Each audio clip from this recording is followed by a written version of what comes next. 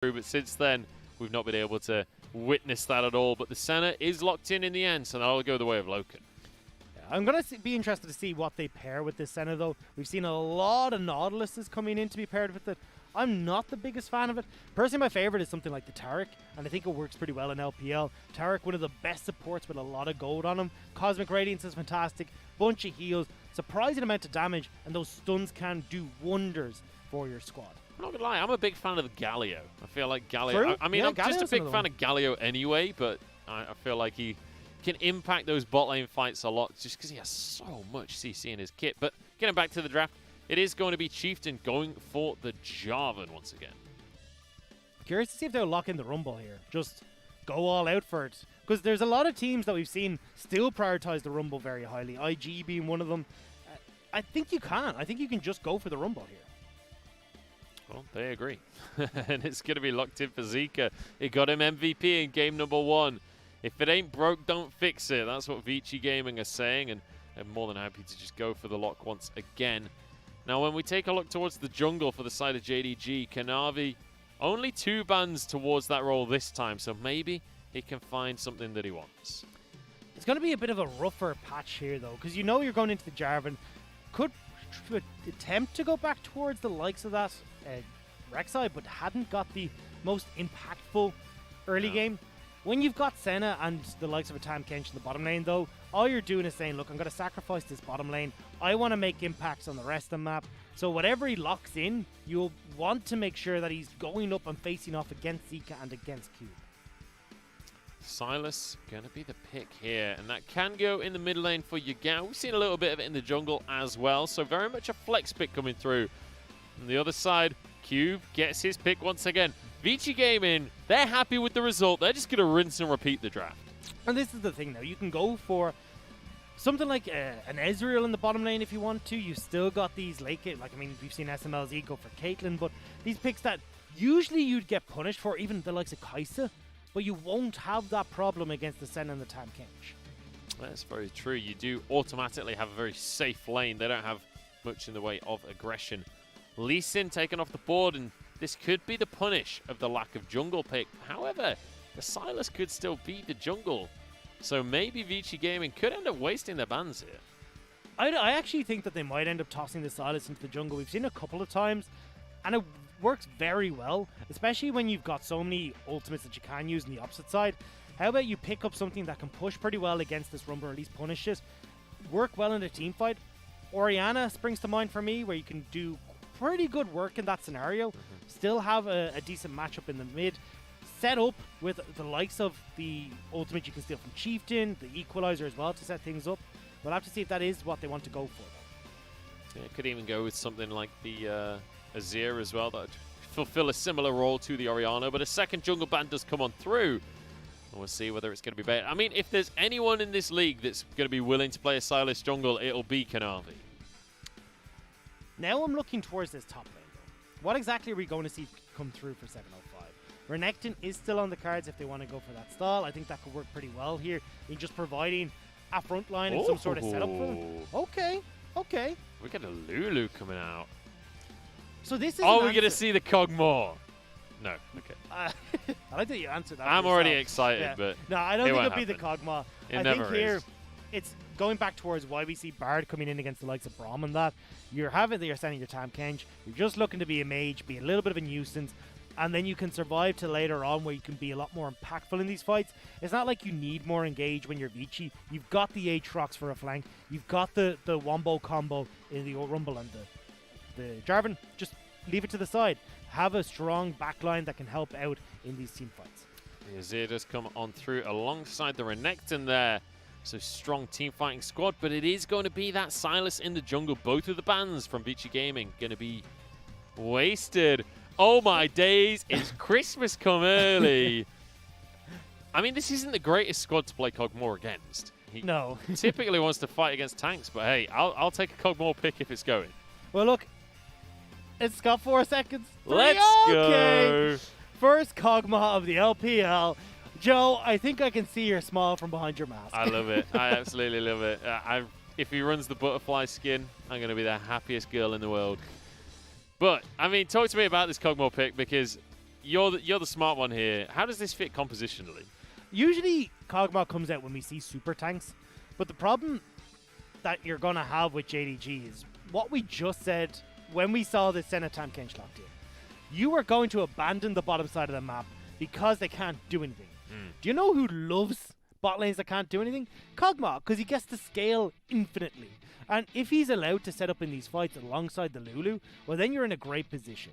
You have to only really worry about potentially the Renekton dive in your backline. Azir trying to go for that swoop and boop isn't going to work out too well in this scenario. He's going to end up going down pretty quick. So this Kog'Maw should be relatively well protected on the backside. And it has to be said, a lot of you guys probably haven't seen a Kog'Maw for like 5 years or something in your games. It's been a while. He does not take as long to ramp up as he used to. He spikes incredibly hard on Blade of the Ruined King these days. Watch out for the damage that can come out of that pick, because I think a lot of people will be surprised at quite how powerful Kog'Maw is in the early game. And now you pair him up with a Lulu as well, so that Blade of the Ruined King gets even more damage because you got more attack speed, further speed up. This is like the old school combo that has been allowed to be played here by JDG. We'll see how it's going to work. I mean, I'm just excited. But it's... it was Vici, right, that rocked the Kog'Maw? Yeah, Vici, absolutely. sorry. So Vici going to be the later game team here, it feels like. Although they are against an Azir, so there is always a good bit of late game presence there. I feel like Kog'Maw still wins that. I mean, feel in Kog'Maw is this like comp, the ultimate late game carry, right? In this situation, if this goes to late, it is all on the Kog'Maw. And the only way that I can see this Kog'Maw getting disrupted is with Sylas stealing some of these key ultimates, tossing down an equalizer on top of him, and disrupting the trade pattern you like to go for with Kog'Maw, because you want to be able to utilize that range, sit tight, have that the passive from the passive attack speed up from Lulu, dish out so much damage, and unfortunately for yourself, Munchables, it's Kog'Maw. It's Kog'Maw. So honestly, if he does end up going down here, he'll deserve it. But he's not going to go down. So Kog'Maw waddles away to bark another day. But I want to revisit what we talked about right at the very start of the series. And it was that iBoy has been one of the shining lights here for Vici Gaming. In their losses, in their wins, he's been one of the major factors. And now, very much putting their eggs in the iBoy basket when they rock in a Kog'Maw.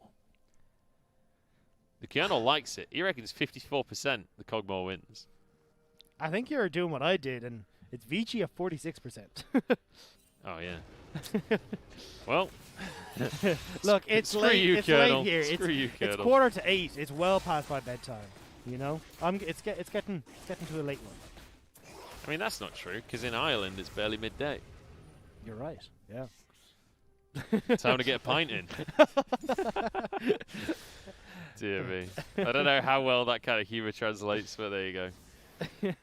So, Chieftain already showing a bit of a different playstyle here as he looks for a level 2 gank in the mid lane onto Yagao. He's still level 1. Zika going to get the slow with his little missiles here. And Chieftain will look for the knock-up once this second slow comes on in. Yagao flashes, and that's what they were looking for. And they know they're safe to go for this because Kanavi really has no trading against them right now. He's like, this Sylas is fantastic in skirmishes after he gets a few levels, when he's got the Kingslayer available. But right now, he's not going to be looking too hot when he hasn't hit that level 3. So talk me through this Kanavi pick here, the Sylas in the jungle, because, you know, I kind of get Sylas in the mid lane, you know, early skirmisher, that kind of thing, but Sylas in the jungle, you're not going to get quite as much gold and resources. How does it play out? It's still a very similar situation. The reason that Sylas does so well in skirmishes is more, he likes to have the Kingslayer right at the last second so he can pull back a bunch of health. He's got that single target CC, which always does well in skirmishes. And if he can have someone else set up so he can get the second part of his Q damage off, it works wonders. So Sylas jungle still does that. Yes, he gets less resources. But with the way that you've got like 705 in the top lane, you've got a bunch of CC coming through from Loken and Luma in the bottom lane, Kanavi should still be able to skirmish relatively well in these scenarios. There we go, Loken taking a good chunk of damage here. And I love that the observers are letting us just spectate this lane a little bit, because it's great to see how much pressure Kog'Maw can actually put on. Once you get the level in the W, the Bio Arcane Barrage offers so much damage. Zika is putting so much poke down in Yagao. Realized that after the last game that, hey, look, Predator wasn't really a thing, so let's just go with the Comet and go full on the Ooh, the hook comes back onto 705, but Cube's getting ganked, flashes away. Every single game, Cube seems to be in trouble in the top lane, but gets away with his life. 705 took a terror shot there that he really didn't need to. And Took an Infernal Chains he didn't need to. If he hadn't, they might have been able to go for a dive here, but unfortunately, with that being the case, they're going to be forcing them to back away. Just look at the harass that this Kog'Maw offers in the bottom lane. Loken struggling to survive it for now, but Kanavi committing to this play in the top lane. Chieftain is here on the Jarvan. But I don't think anything else will come of this one. He's just going to be shadowing just to make sure that Cube can't be dived in the top lane. And this works out fantastically for Vici. If you're just taking your time on JDG, you're giving this Kog'Maw the opportunity to farm up and get into a better slot. You're also looking at Chieftain and Zika getting to that level 6 point where they're a lot stronger. I thought they were going to go aggressive onto Eyeboy there. He was getting a little bit low, and the slow from Loken from that Glacial Shroud can be incredibly oppressive. Well, Dragon is going to be up in just a little bit of time. I think still with the way that the fasting center lane works, Eyeboy and Maestro should have control of this to work in conjunction with Chiefs and Zika. In about a minute, Zika will hit that level 6 point, so this is where they can try and go for plays utilizing that big ultimate. We'll see once they do hit the level 6 mark. Both teams actually have some pretty significant spikes when they do hit level 6. Kanavi's been found, though, by Zika, who wants a fight right now. Chieftain's just around the corner. Kingslayer will give Kanavi a lot of his health back, though. Now just a fight over the Mega Chicken. Looks like Kanavi's going to win it out by default. Will mean that Chieftain's going to back over towards the Dragon, though. Looks at Kanavi's mana bar and goes, cool, you're not going to be doing particularly much here. Zika's just hit that level 6 mark as well, ahead of Yagao, again out of mana. Kanavi, as much as you'd like, this Dragon is going to Vici. Worth mentioning that Zika doesn't have any mana either, but luckily for him, he's playing the Rumble, so he'll still be able to use his abilities even without. That was a close one. That's analysis. Yeah. I see you're a Dave Color casting with Jacobs.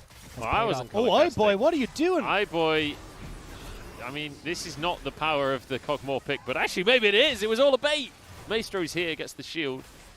It will be just about fine. The barrier, actually, I didn't notice that his summoner spells. He actually is running the barrier, so hey, they're going to go full protect. It's barrier, it's heal, it's I'm not going to die on this pick. You can even see Vamp Scepter is coming through already, working up towards that Blade of the Rune King, which means that, honestly, Eyeboy's going to be fine in this lane, even taking those aggressive trades. Loken in the usual... Ooh, nice little knockback there, the Shurima Shuffle, and there's the follow-up as well. Zika with the Equalizer actually pushes Kanavi away. Doesn't quite have the damage to finish the kill. Very nice answer from Zika to survive. Well played. Force them underneath the tower, and with Chieftain hovering in the wings, they couldn't actually go for the plate. Now Chieftain still hovering in the wings. He wants a solo kill right here. He's going for Kanavi. No mana on that jungler, and Zika teleports in. Obviously, everything on cooldown for him. At least the Equalizer. It's to put pressure onto Yagao here. Look at the mana that this Azir has. Won't really be able to do too much when it comes to forcing this wave back. So if Zika can push this in, they can try and make a play anywhere on the map. And it's great to see Chieftain being the one pressuring Kanavi here. He realizes that the Silas pick doesn't have that much early strength in it until you get a bit of AP behind you. Chieftain making that an issue. 705 is trying to answer for that, though.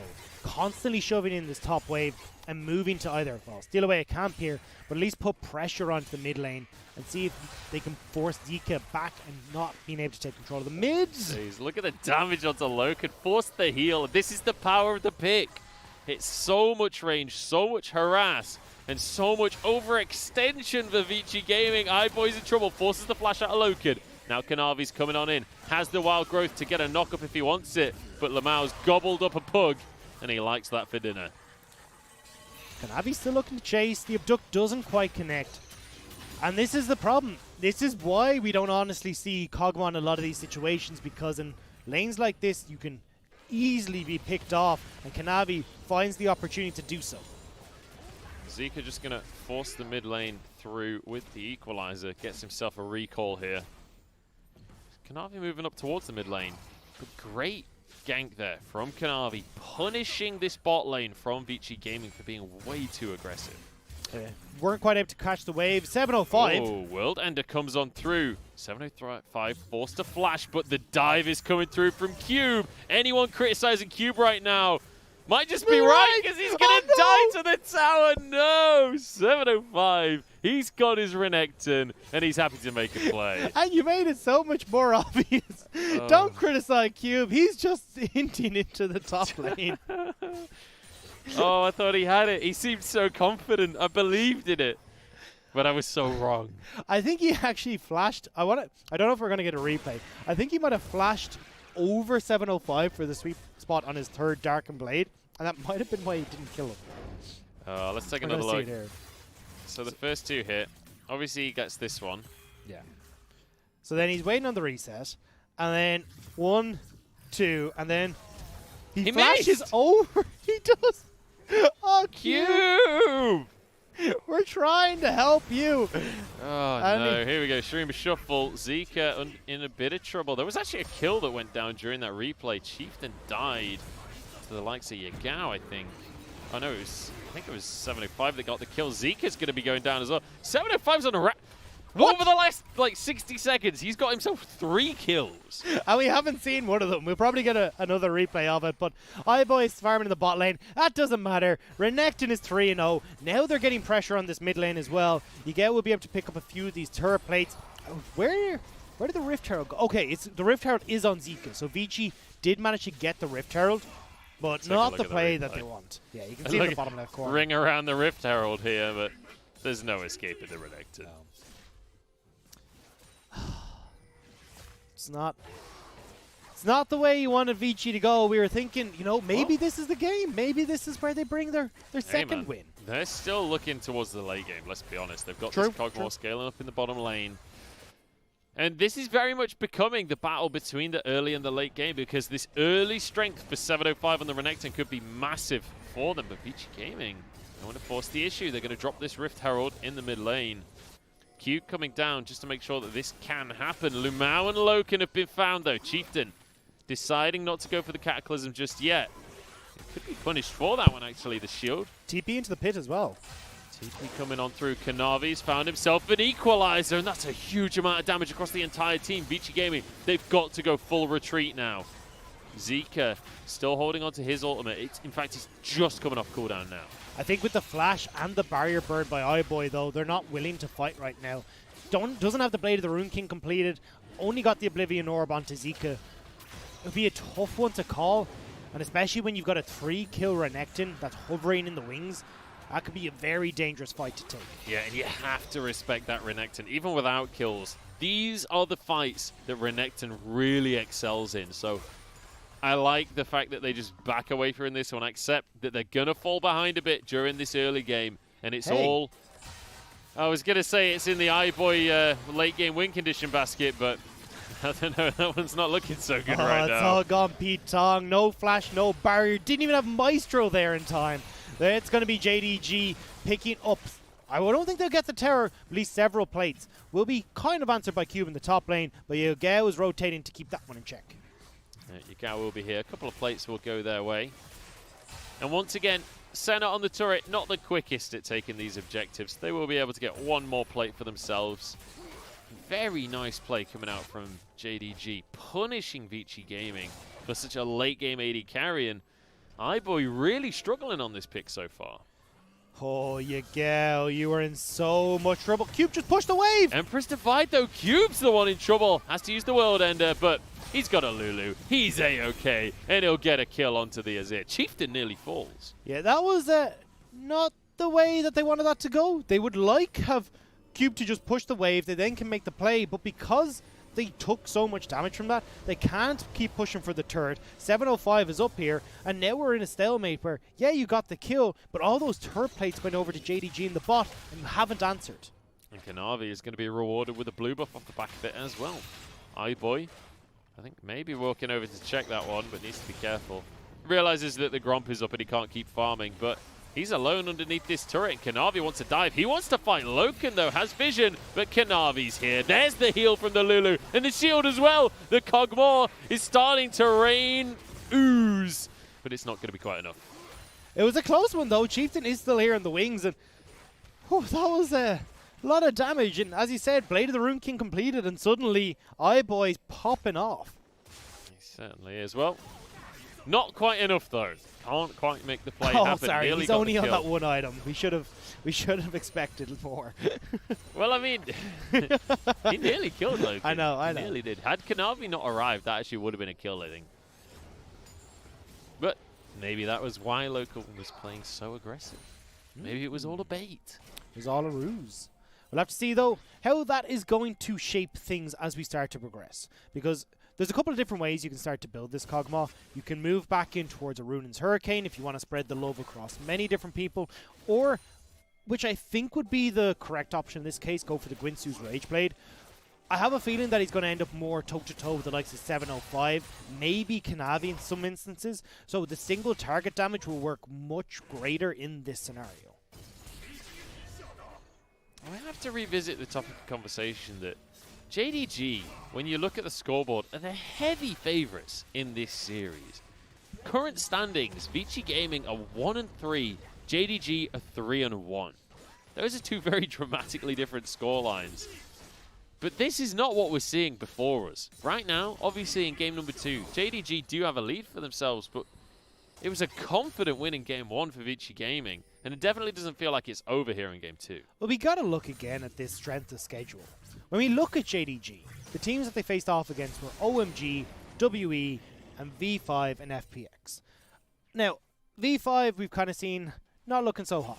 Yeah, that's fair to say. OMG weren't in the beginning. At the start of this year, they weren't actually on the same page. There was a lot of instances of them getting caught out. Whereas on the other side, they've had to go against BLG, IG, WE as well. So the only win that Vici got is against DMO. This is still a much tougher, I'd argue, result that they've had to go up against. Chieftain could be in trouble here. Already having to use his EQ. Does have the flash though, so he'll walk away safely. Dragon going to be spawning in 40 seconds. And JDG currently, they're the ones with the vision control. But we'll see if that's going to continue to be the case. 705 making sure that this bot lane is shoved out so he can rotate on up. The thing about iBoy on this pick, though, is that they have a lot of damage on these objectives if they can approach them. The problem with the way JDG have set up this Rift Herald, though, it's nigh on impossible for iBoy to approach this fight safely. You don't know where 705 is, if he's going to be coming over a wall. Yugao could do the same, and Kanavi as well. If he's stealing something like that equalizer, iBoy's in a very big trouble. Certainly would be. The Dragon now spawning on the map. Kanavi going to commit to this Herald. Will be able to finish this objective off for himself. And it will be traded by the looks of things as VG going to start the Dragon off. And I think Kanavi looks to drop this straight off the bat on that top lane. Cube, you can see, has the same idea. He's backing away from the turret. So JDG looking to try and push this game forward, open up the map a little bit. Although, as I say that, they spot, rightly so, the Cube is backing away. Equalizer onto Loken. Cube trying to get onto the AD carry himself. Infernal Chain's not going to be able to find its mark. Lamau. Cataclysm forces the flash. Vici Gaming trying to force the issue, but won't find the kills. You still have that Rift Herald available, and with the Equalizer and that Cataclysm now down, they could look to make a play here. iBoy is pretty vulnerable. You say that. I do want to bear in mind, though, he's with a Lulu. Either way. It's always very deceptive. Either way, Rift Herald goes down, half health turret. They're going to pick up this objective, and it's iBoy, as you can see, forced to back away just with a little bit of poke coming through from Yugao. And there's a deceptive amount of items on iBoy as well, because the Ardent Sensor comes through very early from Maestro here. So it's kind of like an item and a half for iBoy when it comes to the attack speed that he's going to be able to bring to the fights. 705 getting onto Chieftain on the sidelines. This is going to be a tier 2 forced by JDG. Very nicely done. That's going to be a lot of gold going over to JDG. You can see now at the 18-minute mark, about a 4.5k gold lead for this JDG side. And even though we've been heavily focused on iBoy and this Kog'Maw pick, sneakily we've got Gold funneling into Yagao. Kanavi's getting a good amount. And we were already talking about 705 as well. I have to say I'm impressed by JDG this game. Especially comparatively to game number 1. They've found themselves a lead and they are snowballing with it. It feels like they have purpose. It feels like they have objectives in mind and they're doing something about it. Last game, they felt a little bit directionless. Well, we'll have to see if that direction is going to continue forward or if Vici can try to scoot them sideways. The longer that Vici can delay this, the better. And I think now that we're looking towards, Vici having an extra dragon above JDG means that Vici don't really have to contest these dragons as they come to spawn. I mean, all they have to do is control the top half of the map, and they can wait for as long as they want for iBoy to start to scale up. That's why they're giving these resources to iBoy now. Jungle camps, farm, lane XP. Everything is to go into the Pugma and see if the dog can carry. Well, pugs typically aren't the strongest dogs, it has to be said. They're not bred for that. Neither are butterflies. That's where you're wrong. That's where you're wrong. Monarch Cogmore is the best skin, and this is a hill I am willing to die on. Well, it won't be because of butterflies you die on it anyway. Isn't there like a rumor that butterflies like carry the deadliest poison or something, but they don't have fangs? Or Is that not Daddy Longlegs? oh, maybe. Yeah. Maybe. They both fly. It's an honest mistake. Yeah, they're very similar looking creatures, unless you include everything. Except for the wings. Yeah. Well, so far so good for JDG. They're well and truly in control of this entire map. And we were questioning the Silas jungle pick from Kanavi. He loves to be a little bit interested in the jungle. I was saying he's one of these players that's truly defined, really has his own style. Showing it here on the Silas pick. It's worked wonders so far, 2-0 and 0. And he's been able to transition that into more for his team as well. I want to see them get more, though. You can see, okay, look. I know, look, that's obvious. The game's not over yet. Yeah. But Baron is up on the cards. I think when we start to look at how JDG can start to influence the map, you've 705 down in the top lane, split pushing. That's fantastic. Having Yagao off here works pretty well, but they can start to look to poke out Zika. If you've got Kanavi who can sneak in there and start to work in conjunction with Yagao to poke at Zika in the side lane, maybe you find that opportunity to steal away the Baron. Because with Azir, you can do this objective pretty quick and stay healthy at the same time thanks to Senna. See if they're going to be able to focus down some of these neutral objectives. And as you speak of the Baron and the neutral objectives, Dragon going to be spawning in 35 seconds. So far, the Dragons have been in favor of Vici Gaming. That one Mountain Drake going the way of JDG. But obviously, last time it was traded for a Herald. This time there's no Herald on the map to trade for. And I don't think JDG are going to be trying to rush the Baron with a Senna. Not anytime soon. 705 on his own should be able to push in this bottom wave and then collapse back to it. Kanavi's actually going to walk over here just to pick it up himself. So either way, JDG will be uncontested. We're still a fair amount away, though, as we already pointed out before, going towards that Soul or even the Elder Dragon. Well, I just mentioned JDG definitely can't rush the Baron with a Senna. However, Vici Gaming with a Cog more. He's pretty good at killing Barons. So is Rumble, so are a lot of these champions. So Hang on, I feel like we need to clarify a little bit, just in case that there's a decent chance that there are viewers here that have never played with Cogmore. He's not been in the meta for a very, very long time. fair. Cogmore's W, called Bioarcane Barrage, it increases his range, but most importantly, it means his attacks do a bunch of bonus max health percent damage. Guess what Blade of the Moon King does? Max health percent damage.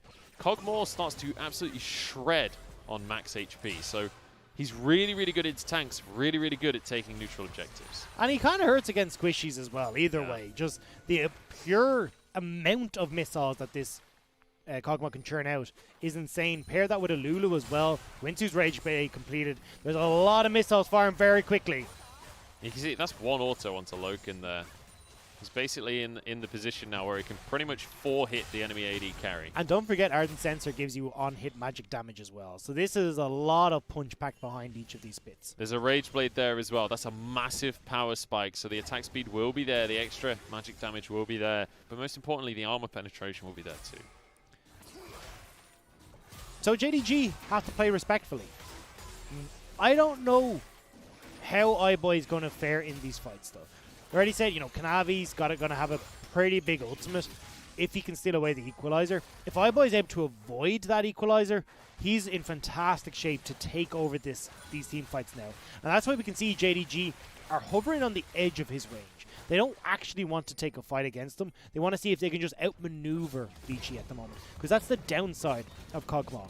Kog'Maw is not a mobile champion, which is often why we see him paired with something like a Lulu to give him that speed buff and that survivability in these team fights. Lulu can make just about anyone a mobile champion, to be quite honest, so it's going to be a lot down to iBoy's mechanics when it comes down to the fights. And Kog'Maw is one of those champions that no matter what game he's in, he has a way to make the entire game about him. It's one of those kind of champions that you just have to focus on. No matter what you like, no matter what you want to focus on, Kog'Maw is the carry. And that's why he's got, what, nearly 60 to 70 CS higher than anyone else on his team. iBoy already exhausted here. He's going to be in a lot of trouble. Having to flash, but it's not the best one. And it's into a massive Renekton here. You've been saying whether or not iBoy's going to be up to the task. Not so far, 0-3. And now this gives JDG the opportunity to break open this base. He's a mid inhibitor. They'd love to be able to take a different one. But at this stage, with iBoy down, this should be going across with the minion line eventually going to get there. A long time for the minions to get here. Equalizer should be able to clear the wave. Here we go, dive coming in. Kanavi the first one to charge on in. The Wild Growth keeping him alive for now. And that's going to be Zika pushed into the fight. Keeps himself alive with a shield. And Yagao falls. They've bitten off more than they can chew. And now 705 trying to retreat as Cube dishes out the damage. Renekton barely survives. No, he goes down to Zika. And it's a 2-for-1 in favor of VG. And JDG go too deep. They think, okay, iBoy's down. We can take this fight. But it's only 25 minutes into the game. They don't really have the tanky members who can take all the brunt of the towers. And as well, Zeke is still Rumble. This is still a 2-item Rumble that hits like a truck at this point in the game. And you saw it come through there, even without the equalizer. Vici turned that fight. So it looks like iBoy might actually go for a wit's end here. Has the MR and the dagger. It's a really good call. We said it already, what you're looking out for is maybe a stray soldier from Yagao, but realistically it's Kanavi's damage stealing away a Rumble ultimate or jumping onto you with the likes of Maestro's ultimate. So having a wit's end gives you that survivability and make sure that if you do manage to find yourself caught in an equalizer or at the whim of Kanavi, you can try and just out DPS and sustain through the damage. Well, you can see in the gold there everything in the iBoy basket. And you can see it in the CS numbers as well. 280 CS almost for iBoy. He's been given the mid lane. He's been given the jungle. And he's able to farm up whatever he pleases. And it is the two big guys we're talking about. Yagao is at 250. iBoy is at 280. Both teams realize that we have to invest into the late game carries if we want to win this. Could have a fight on our hands here. Kanavi grabs himself an equalizer. Certainly a good ultimate to find. But I don't think he's got an opportunity to start anything. Ocean Drake will be the next one on the map. But importantly here, neither team on Soul Point just yet. So if Vici Gaming do want to just give this dragon up, it is an option for them, and it won't be too big of an issue. I would love if Vici would fight for this, though. The problem that they're having at the moment is that they're giving over all these objectives. And well, look, I'd like to see them fight for it. They have to have set up prior to it.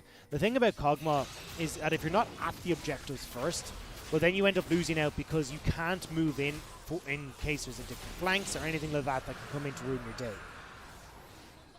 Getting that Ocean Drake could work out super well for Vici, though, because you're going to have that double Ocean sustain. Helps out in keeping your backline alive, even keeping your front line alive long enough to allow iBoy to do work. And especially if you can get the soul, that would be absolutely stellar for Vici. JDG, though, are the ones that pick it up uncontested. Now they're picking up the bot lane turret. And they're putting pressure onto Vici, forcing them back into the base, so then they're not able to get out on the map, try and rush something like the Bard, or even find team fights that are in favor of iBoy. Zika gets a tier 1 in the top lane, but he trades it for a tier 2 bot. Gets the recall off just to get to the rest of his team. I think the hijack was about to run out on the equalizer. It is pretty good, though, for Vici now. They should be able to step onto the map. With that big ultimate down, not going to be an issue for iBoy trying to move in these team fights because of the slow from equalizer. And suddenly, Vici burst out onto the map, and they're pinging towards that Baron. Yeah, the biggest issue they're all backing. Hijack is a very short cooldown. It's already halfway done. Kanavi may even have it for the next fight, unless Vici Gaming can punish right now. But with iBoy backing, it's not going to be right now. They've got Cube clearing out bot lane waves. And look, I'm not 100% convinced as to what way these fight goes. I think if iBoy can set up correctly, Vici 100% win this. But that's a big if, because he doesn't have a lot of protection here that you would in a regular Juggernaut comp, and JDG have started up the Baron. Yeah, Yugao's got to a point in the game now where he's strong enough to just rush this kind of objective. VG know what's going down. Equalizer into the pit. It's all going to be on Chieftain. Can he steal this one away? He got eaten up by Lamau, though, and it's going to go the way of Kanavi. There's a kill to boot. And now the team fight ensues. iBoy on the front line right now. Dawning Shadow does nothing to him. And on to the rest of the team. iBoy is still surviving for a bit, but the rest of his team falling all around him. And JDG, they're not giving this composition even a moment to breathe. We said it, iBoy needs to be there before the fights kick off so they can get themselves settled and have full control for iBoy to enter the fight. iBoy was late to the party, wasn't in a position to try and threaten JDG, and still has to be careful if he's going to play that forward close when they're renekton. It's going to be alright for now. 5 seconds until Chieftain comes back up, but it's still 20 seconds on Cube. This could well be the top lane inhib falling. This is one of the issues when you don't go for the Hurricane in the Kog'Maw build.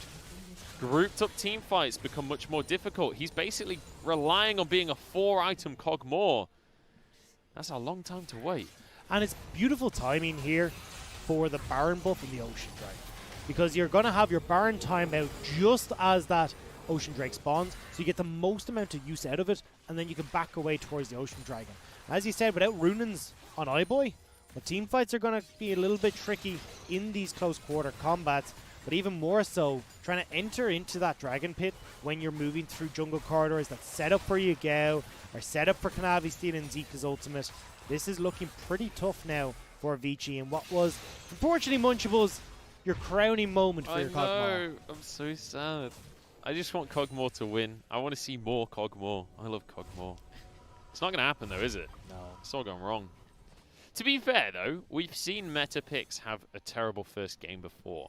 Well, I think this is just more Vici don't have the setup. If you had the likes of an Ornn in the top lane, if you'd had, actually, I'm not. Well, even something along the lines of an Elise or something to just provide a little bit more CC for the backline could work really well here. But because you've got the Jarvan and the Rumble, you want to go forward, whereas iBoy wants to play back, you end up in this weird scenario where they can't really synergize together. iBoy just doesn't really do that much damage right now, although getting onto Kanavi here, he's gone way too far forward. Wildgrowth keeps him alive though, equalizer across the team. iBoy still surviving, finally falls. It's 7-5 to get the kill, and the rest of the team fight's all falling apart. If you put all your eggs in one basket and that basket is dropped, then the eggs break. That's how the world works, I'm afraid, boys and girls. 14-4 in JDG. They're going to walk this one home. This is looking to be the end of the game. This has been your physics lesson with Munch, and now it's going to be a lesson in pain from JDG. I'm just so sad about the Kog'Maw, but I'm happy for JDG because game one looked really rough for them. We've seen a bit of a bounce back now, and a confident victory over Vici Gaming evens them up in the series and pushes us to game 3. And this is why you don't give control to JDG of the early game. They are very good if Kanavi's given free roam. At the beginning, it looked like, okay, Jarvan's got a little bit of this. He's going to be able to control, keep Kanavi in his check while iBoy looks to scale. But once you have a 7-1-5 or 7-1-2 Renekton in the top lane, 705 is going to be able to take over this game. 705 is a monster. And one of the big things as well is the Ruthless Predator, the W from Renekton, removes shields. This composition is based around Kog'Maw being able to get shields and survive these fights. So suddenly it becomes very difficult to keep iBoy alive. And they weren't able to do it at all in that scenario. So I think coming back to the drawing board, yes, it works in theory that you can have iBoy scale up. You can see there a lot of damage in this game. But unfortunately, if you don't have a front line or a protection to allow him to set up, well, it's all for naught. Hey, it would work really well into the double tank, the Maokai Ornn composition that we saw the other day. So I'm just saying, don't give up on the Kog'Maw just yet. The damage alone here is a good argument for the Kog'Maw. It just didn't work out this time, okay? I'm not convinced. I'm sorry. You're I'm sorry, convinced? Munch. I'm just not convinced. I don't know. Watch this space, all right? I'm telling you it's good. I think it just takes too long to get going. You give up so much. This is the same problem I had with Kiana Jungle back in the day. Is that, yes, you'll have this big team fight moment where you go, Kog'Maw's won it, we're all great, or Kiana's won it, it's all great. But you give up so much control to start things off that the other team is allowed to run away with it. You lose towers, you lose objectives, and then you're like, but our Kog'Maw's almost there. So, I will say, though, just because you have a late game carry in a lead does not mean you have to have no presence anywhere else in the map. It's not like Vici Gaming couldn't fight for absolutely anything ever. They could have maybe been a little bit more proactive. Like, Kog'Maw is not a minion. You're really passionate about this Kog'Maw, aren't you? I'm just saying it's the best pick of the game. That's all I'm saying, you know? It's not. I don't think that's that controversial of a statement. No. I mean, look, we'll let the Twitter fans freak themselves on how Kog'Maw's going to go. But either way, not the pick that worked out for Vici this time around. We now find ourselves back in the 1-1. And I'm glad to see JDG coming back to what we expect from JDG. Very strong top and mid. Yagao, it was Zoom, now 705. Kanavi playing to those trends. And Senna, I was very surprised to see this come through the ban phase. Because for me, it is what this JDG wants. They want to just abandon bot side in a lot of situations and play towards the top. We have seen some iterations of them play towards Loken in the bottom side, but most of the time they're just going to leave it be. So I give them Senna and just go, here's a free roam to go for that. Yeah, absolutely. Well, because they want a Kog'Maw. That's why. Well, there's an easy answer to that one.